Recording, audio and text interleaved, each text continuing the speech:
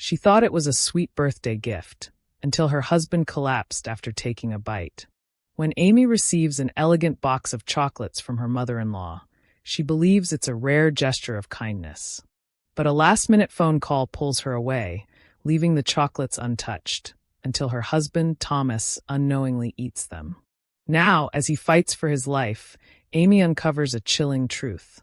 The poison was meant for her. Hello family, welcome to True Life Stories. Please subscribe and leave a like for us, it means the world to us. Also share this video to your friends and loved ones, and turn on post notifications so you don't miss future videos from us. Thank you as you do so. Sit back and relax as we dive into the story. Amy Collins sat in her cozy Boston apartment, the soft hum of her laptop filling the quiet room as she finalized a web design project for a new client. The warm afternoon sunlight filtered through the curtains, casting golden streaks across the wooden floors. It was her birthday, but she wasn't expecting much. Maybe a quiet dinner with Thomas later, a simple cake, and some well wishes from friends. Then her phone buzzed. Mother-in-law flashed on the screen. Amy hesitated before answering. Conversations with Patricia Collins were always a gamble. Sometimes they were polite, sometimes laced with backhanded compliments, but most often they were tense. Still, ignoring her would only make things worse. Taking a deep breath, she answered. Hello, Patricia. Amy. Happy birthday, dear. Patricia's voice was unusually sweet, almost sugary. Amy frowned, instantly suspicious. I wanted to make sure you received my little gift. Amy blinked, caught off guard. Patricia had never sent her a gift before. At least, not one that wasn't deliberately useless. There was the Christmas sweater 3 sizes too small, the Easter cake full of nuts, despite Amy's severe allergy, and the perfume that smelled like an old attic. Oh, gift? Amy asked cautiously. Yes, dear. A box of my favorite handmade chocolates, specially picked for you, Patricia cooed. They're imported from Belgium. I know how much you love chocolate. Amy felt a flicker of warmth. Could it be that Patricia was finally warming up to her? That's very thoughtful of you, she replied, careful not to sound too surprised. Of course, darling, Patricia said smoothly. But do me a favor, don't let Thomas eat them. They're meant just for you. I made sure to pick a flavor I know he wouldn't like. You deserve something special on your day. Something about her words felt strange. Why would she insist on Amy eating them alone? Patricia had never cared about making Amy feel special before. But Amy quickly brushed the thought away. Maybe the woman was just trying to be nice in her own way. Thank you, Patricia. I appreciate it, Amy said, deciding to be gracious. Enjoy them, dear. I hope they make your birthday unforgettable. The call ended. Amy stared at her phone for a moment before sighing and shaking her head. Maybe she was overthinking it. For once, her mother-in-law had done something kind. She turned back to her work, unaware that the chocolates sitting on her doorstep were not a symbol of kindness, but a carefully planned act of malice. Amy stretched her arms above her head, feeling the tension in her shoulders from hours of sitting at her desk. The steady hum of her laptop was the only sound in the apartment, aside from the rhythmic ticking of the wall clock. The late afternoon light had started to dim, casting soft shadows around the room. Her gaze drifted toward the elegantly wrapped box of chocolates on the dining table. A satin ribbon lay delicately tied around it, the gold lettering on the box hinting at luxury. She still couldn't shake the odd feeling about Patricia's call, but she told herself she was being ridiculous. Maybe she really is trying to make peace, Amy muttered, untying the ribbon. Lifting the lid, she was greeted by the sight of rich, dark chocolates, each one carefully arranged in neat little compartments. The scent of cocoa filled the air, instantly making her mouth water. Amy plucked one between her fingers, bringing it close to her lips. Then her phone rang. She groaned, glancing at the screen. It was Rachel, her coworker.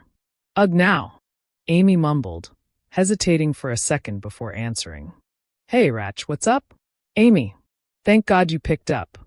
Rachel's voice was rushed, almost panicked. Listen, we have a huge problem. The client presentation got moved up.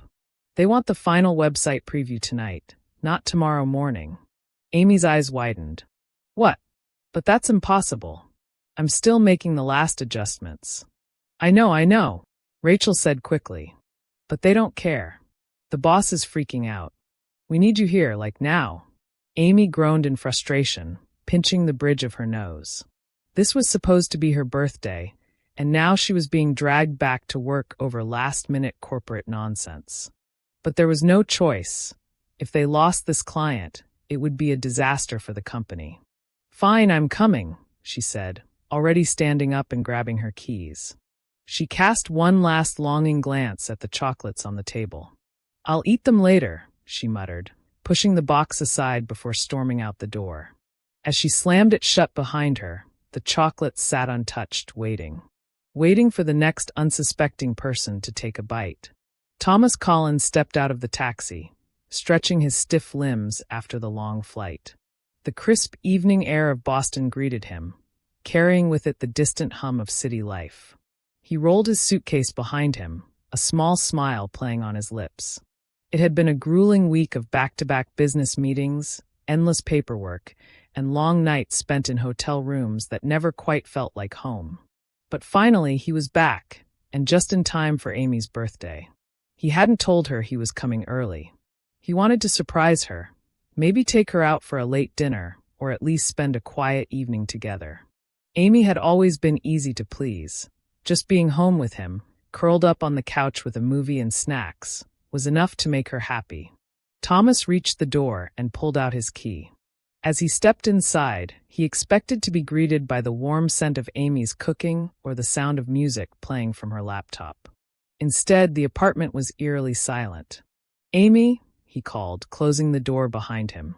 No answer. His brow furrowed as he stepped further in, pulling his phone from his pocket. He checked his messages. Amy, work emergency. Going to the office. Be back later. He sighed, shaking his head with a chuckle. Of course. Even on her birthday, work always found a way to drag her in. Setting his suitcase aside, he wandered into the dining area, loosening his tie. That was when his eyes landed on the beautifully wrapped box on the table. He raised an eyebrow. A chocolate box? Amy's obsession with chocolate was no secret. It was her one true weakness. But this particular box looked fancier than the usual ones she bought for herself. His curiosity piqued. Thomas stepped closer and picked it up, turning it over in his hands. The lid had already been removed, revealing an assortment of dark chocolates, each piece perfectly shaped and arranged. The rich aroma filled his senses, making his stomach rumble. She must have left them for me, he thought, smiling. Amy always made sure to share. It was one of the little things he loved about her. Whenever she had a treat, she'd save some for him, even when she didn't want to.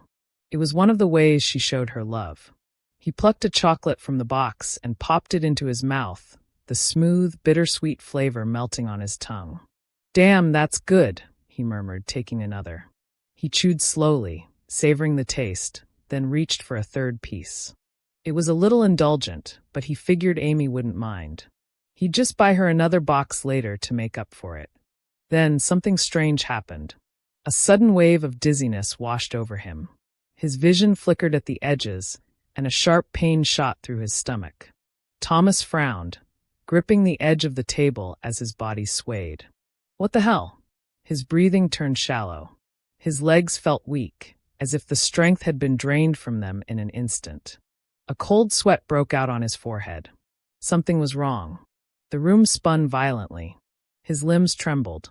His heart pounded erratically in his chest. Then, darkness. Thomas collapsed onto the floor, the half-eaten chocolate slipping from his fingers. Amy stepped out of the elevator and into the dimly lit hallway of her apartment building. Her heels clicked against the polished floor as she rubbed her temples, exhaustion settling deep in her bones. The last few hours had been nothing short of chaotic. Endless emails, rushed edits, and a presentation that had nearly crashed due to a last-minute technical glitch. She sighed heavily. So much for celebrating her birthday. Reaching her door, she fumbled for her keys, eager to step inside, take off her shoes, and maybe finally enjoy those chocolates. The moment she turned the knob, a strange feeling washed over her. The apartment was dark, silent, but something was off.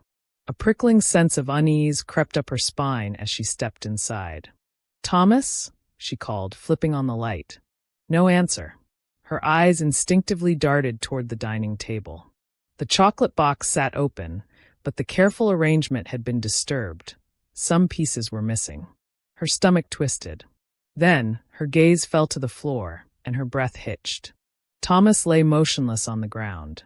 "Oh my God, Thomas!"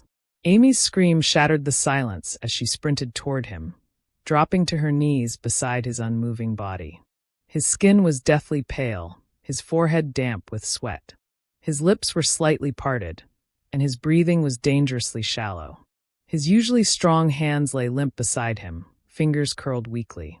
Amy's mind raced. What happened? Had he fainted? Was he sick? Was he? She shook him frantically. "Thomas! Wake up! Baby, please." No response. A sob caught in her throat as she pressed her fingers against his neck, desperate to feel his pulse. It was there, but faint, weak, irregular. A sudden realization slammed into her, sending her heart into overdrive. The chocolates. Her wide, tear-filled eyes darted between Thomas's pale face and the open box on the table. The box Patricia had sent. No, no, no, no, this can't be happening. Her hands trembled violently as she reached for her phone. 911, what's your emergency? My husband, he's unconscious. I don't know what happened. He's not waking up. Please send help. Hurry. Her voice cracked as she rattled off her address, barely able to process her own words. The operator's voice was calm, instructing her to stay with him, to check his breathing, to keep him on his side. But Amy could barely focus, her mind clouded with terror, tears spilling onto his skin. Stay with me, Thomas. Please stay with me. In the distance, the faint sound of sirens began to wail. But all Amy could hear was the sound of her own heartbeat, hammering in her chest, screaming that she was about to lose the man she loved. Amy paced the cold, sterile waiting room of the hospital, her arms tightly wrapped around herself. The fluorescent lights overhead buzzed faintly, casting a harsh glow on the stark white walls. The air smelled of antiseptic, the scent sharp and unforgiving, like a constant reminder of the gravity of the situation. She had never felt time move this slowly. The moment the paramedics arrived at the apartment, they had rushed Thomas to the hospital, working tirelessly to stabilize him in the ambulance. Amy had ridden along, gripping his hand the entire way, whispering desperate pleas for him to hold on. But he hadn't woken up. Not in the ambulance. Not when they wheeled him into the emergency room. Not even when the doctors surrounded him, speaking in hurried medical jargon that Amy couldn't begin to understand. Now she was alone, stuck in this suffocating room, waiting for news that could either save or shatter her world. Her hands trembled as she pulled out her phone. She had sent messages to Thomas's sister, Vanessa, and even called his mother, Patricia. But no one had responded yet. Not that she cared. Her mind kept circling back to one thing, the chocolates. The moment she had told the paramedics what Thomas had eaten before collapsing, their faces had changed. Their casual professionalism had shifted into something urgent, something alarmed. They had immediately taken the chocolate box with them, rushing it to the lab. Amy's stomach churned. What if? No, Patricia wouldn't. She was cold, controlling, and manipulative, but she wouldn't actually try to kill her. Would she? Her thoughts were interrupted by the sound of approaching footsteps. A doctor, wearing scrubs stained with faint traces of blood, walked toward her, his face unreadable. Amy's breath caught in her throat. "Mrs. Collins?" the doctor asked. She nodded quickly, barely able to find her voice. "Why, yes. That's me. Is he?" "Your husband is stable for now," the doctor said. "We managed to flush most of the toxin out of his system before it did irreparable damage. He's not out of the woods yet, but he's fighting." Amy felt her knees go weak. She had to grip the edge of a nearby chair to keep herself from collapsing. "Toxin," she echoed. The doctor's expression darkened. "Yes. We ran tests on his blood, and there were traces of a potent poison. If he had consumed just a little more, well, he wouldn't have made it. Amy's heart slammed against her ribs. Poison. It wasn't food poisoning. It wasn't an allergic reaction. It was deliberate. Her body went ice cold. We're running tests on the chocolate you brought in, the doctor continued. If it contains the same poison, we'll need to alert the authorities. Amy could barely breathe. This was real. Someone had tried to kill her husband, and she knew who it was.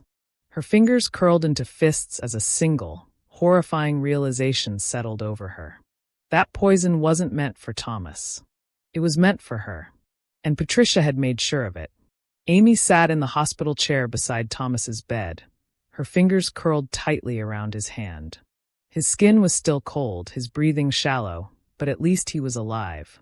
The steady beeping of the heart monitor was the only reassurance she had, a constant rhythm that kept her grounded. She hadn't moved from his side since the doctor had allowed her in. She couldn't. The thought of losing him had shaken her to her core. But underneath the fear, beneath the exhaustion, something else was boiling inside her. Rage. The realization that the poisoned chocolates were meant for her, that Patricia had knowingly sent her a death sentence, burned in her chest like wildfire. She had always known her mother-in-law didn't like her, but she never imagined she would go so far as to try and eliminate her. Her grip on Thomas's hand tightened as her mind raced. Why? What had she done that was so unforgivable? Was it simply because she had married her son? Because Patricia saw her as some kind of thief who had stolen him away? The door creaked open, and Amy's head snapped up. A detective stepped into the room, dressed in a crisp suit, his badge glinting under the fluorescent light. His expression was firm but not unkind, the look of someone who had seen too many horrors and was bracing for another. "Mrs. Collins?" he said, voice calm but authoritative. Amy straightened. "Yes. We tested the chocolates," the detective said, pulling out a notepad. They were laced with a lethal dose of aconitine, a highly toxic plant-based poison. It acts fast, attacking the nervous system. If your husband had eaten just one more piece, he wouldn't have survived. Amy swallowed hard, her nails digging into her palms. "Do you know who sent the chocolates?" the detective asked. Amy forced herself to take a steady breath before she spoke. "Yes," she said, her voice ice-cold. "My mother-in-law, Patricia Collins." The detective's eyes flickered with understanding, as if he had suspected as much. "Do you know why she would want to harm you?" Amy clenched her jaw. "Because she hates me. She always has. She thinks I stole her son, and she's never forgiven me for it. But I don't think she meant to kill Thomas." The detective tilted his head. "What do you mean?" Amy's stomach churned as she forced out the words. "Patricia told me not to share the chocolates. She specifically said they were for me and me alone." Realization dawned in the detective's expression. "So the poison was meant for you." Amy nodded, the weight of it pressing down on her. "That's enough to open a formal investigation," the detective said, flipping his notepad shut. "We'll need to bring her in for questioning." Amy exhaled shakily, her fingers brushing against Thomas's knuckles. "Do whatever you have to do. But don't let her get away with this." The detective gave her a firm nod before stepping out of the room. Amy turned back to Thomas, brushing his hair from his forehead. "She tried to take you from me," she whispered. "But she failed. And now she's going to pay." For the first time since this nightmare began, Amy felt something close to peace. Patricia had spent years making her feel unwelcome, like an intruder in her own marriage. But now Patricia was the one who would lose everything. The police station was eerily quiet, save for the occasional shuffle of papers and murmured conversations between officers. The air smelled faintly of stale coffee and disinfectant, a scent that clung to the walls of the interrogation room where Patricia Collins now sat. She looked nothing like the composed, sophisticated woman she always pretended to be. Her usually impeccable hair was slightly disheveled, and her fingers tapped nervously against the metal table. Her lips were pressed into a tight line, and although she tried to keep up an air of indifference, the tension in her posture betrayed her. Across from her, Detective Harris studied her with a patient but calculating expression. "Mrs. Collins," he began, his voice steady. We have some questions about the chocolates you sent to your daughter-in-law. Patricia's sharp gaze flicked to him. Chocolates? Yes, I sent Amy a gift for her birthday. Is that a crime now? Harris leaned forward slightly, placing a folder on the table and flipping it open. Inside were lab reports, forensic results, and crime scene photographs. He didn't push them toward her yet, just let them sit there, heavy with implication. You sent her chocolates that were laced with aconitine, Harris said. His voice was calm, but the weight behind his words was unmistakable. A poison known for causing paralysis and cardiac arrest. Would you like to explain how that happened? Patricia's lips pursed. That's ridiculous, she scoffed. Why would I poison my own family? Harris raised an eyebrow. That's what we'd like to know. He let a pause stretch between them before continuing. Your son, Thomas Collins, ate the chocolates instead of Amy. He nearly died. Something flickered in Patricia's eyes. Something quick, almost unnoticeable, but Harris caught it. A crack in the mask. She hadn't expected Thomas to be the one who ate them. Patricia folded her arms. If my son ate them, then obviously I wouldn't have poisoned them, would I? What kind of mother would do that? Harris sighed, flipping through the file. He pulled out a transcript. Make sure you eat them alone, dear. I picked these flavors just for you. Thomas won't enjoy them as much as you do. Harris read aloud, glancing up at her. That's what you told Amy over the phone, isn't it? Patricia's expression hardened. That doesn't mean anything, she said stiffly. It means everything, Harris countered. It proves intent. You wanted Amy to eat them by herself. You didn't expect Thomas to get home early, did you? A muscle twitched in Patricia's jaw. She looked away. We traced the chocolates back to a specialty store, Harris continued. The shopkeeper confirmed that you purchased them last week. Surveillance footage shows you at the counter. We also checked your bank statements. Payment made directly from your account. Patricia didn't say a word. We found traces of aconitine in your kitchen, Harris added. Hidden in a spice jar. Toxicologists confirmed it's the same compound found in the chocolates. Patricia's hands curled into fists on the table, her knuckles turning white. We have enough to arrest you, Mrs. Collins, Harris said, his voice turning steel cold. But what we want to know is why. Silence. A long, suffocating silence. Then, that woman ruined my son, Patricia hissed, her voice low and sharp. Her eyes flashed with unfiltered hatred. Harris didn't react. He just watched as Patricia's carefully built composure shattered. She took him from me, Patricia spat. Before she came along, Thomas was perfect. He listened to me. He valued my opinion. And then she turned him against me. Suddenly my son, the boy I raised, was putting another woman first. Her voice was rising, years of bottled-up resentment spilling into the room. He stopped coming home for the holidays. He stopped calling me for advice. I became nothing to him. She made him love her more than he loved his own mother. Her breathing was ragged, her fingers digging into the table as she leaned forward. And then there was the inheritance, she continued bitterly. Thomas and I always planned that if anything happened to me, everything would go to him. But now he shares everything with her. Our family's money, our assets. Everything I worked so hard to build suddenly belonged to that gold-digging little witch. Harris let her words settle. Patricia exhaled sharply, as if realizing too late that she had said too much. The room was dead silent. Then Harris leaned forward, meeting her gaze head-on. So, you tried to get rid of her. Patricia straightened, her jaw tightening. I never meant to hurt Thomas, she said quickly. I would never. But you didn't care if Amy died. Patricia's mouth snapped shut. The confession hung in the air like a noose tightening around her neck. Harris closed the folder in front of him. This interview is over, he said, standing. Mrs. Collins, you are under arrest for attempted murder. The door swung open, and 2 uniformed officers stepped in. Patricia shot to her feet, her chair screeching against the floor. You can't do this, she shrieked. I am his mother. I was only trying to protect him. The officers grabbed her arms, forcing them behind her back as they clicked the handcuffs into place. No, Patricia, Harris said coolly. You were trying to kill his wife. And you almost killed your own son in the process. Patricia's eyes darted wildly around the room, her breath coming fast and shallow. You don't understand, she pleaded as they dragged her toward the door. Thomas needs me. I'm his mother. I did this for him.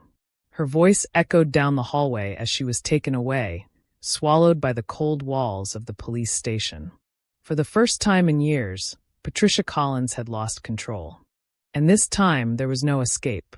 Amy sat in the hospital room, staring at the slow rise and fall of Thomas's chest as he lay in bed.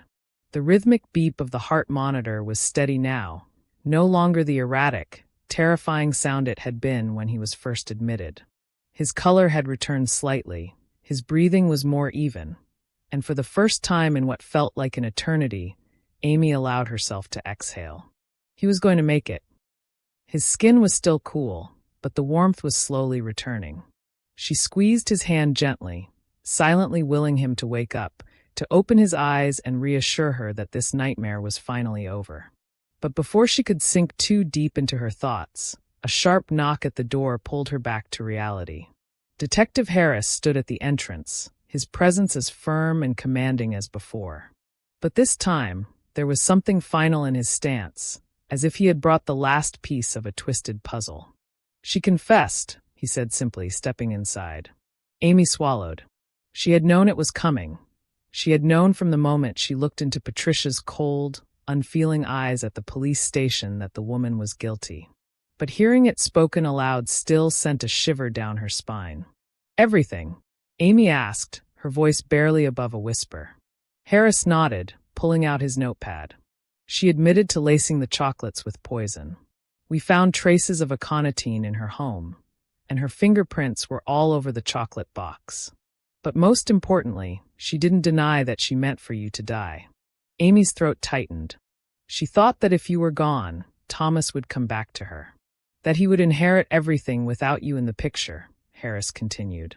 She genuinely believed she was saving him. Amy felt her stomach churn. Saving him? By killing his wife? The sheer madness of it all made her dizzy. She pleaded for leniency at first, Harris went on. Claimed she was just trying to protect her family. But when we laid out all the evidence, she cracked. She screamed about how you stole her son, how you poisoned his mind against her. Amy's jaw clenched. And then, she asked. Harris sighed. And then she broke down. She admitted that she had been planning this for months, waiting for the perfect opportunity. She knew you loved chocolate, knew you wouldn't be able to resist. The only thing she didn't anticipate, his eyes flicked toward Thomas's still figure in the bed, was that he'd eat them first. What happens to her now? She asked. Asterisk, she's been charged with attempted murder, premeditated poisoning, and reckless endangerment, Harris said. Given the severity of the crime, and the fact that her own son was the unintended victim, the prosecution isn't going to go easy on her. She'll likely spend the rest of her life in prison. Amy didn't know what she had expected to feel. Satisfaction? Relief? Maybe even pity? But instead, there was only exhaustion. The woman who had made her life miserable for years, who had never accepted her, who had nearly succeeded in murdering her, was finally gone. And yet, Amy wasn't celebrating. She let out a slow breath, looking back at Thomas. Thank you, detective, she murmured, her voice hoarse. Harris gave her a small nod. Take care of yourself, Mrs. Collins. And take care of him. She nodded, and Harris turned to leave. For a long while, Amy just sat there in silence, listening to the faint hum of the machines and the quiet ticking of the clock on the wall. Then she felt it. A small, almost imperceptible movement beneath her hand. Her eyes darted down. Thomas's fingers had twitched. Her breath hitched. And then, with a small groan, his eyes fluttered open. Amy! His voice was raspy, weak, but it was him. He was awake. A sob of relief tore from her throat as she leaned forward, pressing a kiss to his knuckles. I'm here, she whispered. His brows furrowed slightly. What happened? Amy hesitated. How could she possibly explain the nightmare that had just unfolded? How could she tell him that his own mother had tried to kill her, had nearly killed him, and would now spend the rest of her life behind bars? She took a trembling breath. It's over, she whispered, squeezing his hand. That's all that matters. You're safe. We're safe. Thomas blinked, exhaustion evident in his every movement. But then, as if some part of him understood that things had changed, that something had shattered irreparably, he simply nodded. Good, he murmured before his eyes drifted shut again. This time, it wasn't the poison pulling him under. It was peace. Amy exhaled slowly, brushing her fingers over his wedding ring. For years, Patricia had controlled everything, manipulated, guilt-tripped, and bullied her way into their lives. But in the end, she had destroyed herself. Amy had won. And for the first time since she married into the Collins family, she felt free. We have come to the end of the story. I hope you enjoyed it. Leave a like and subscribe to my YouTube channel for more interesting stories.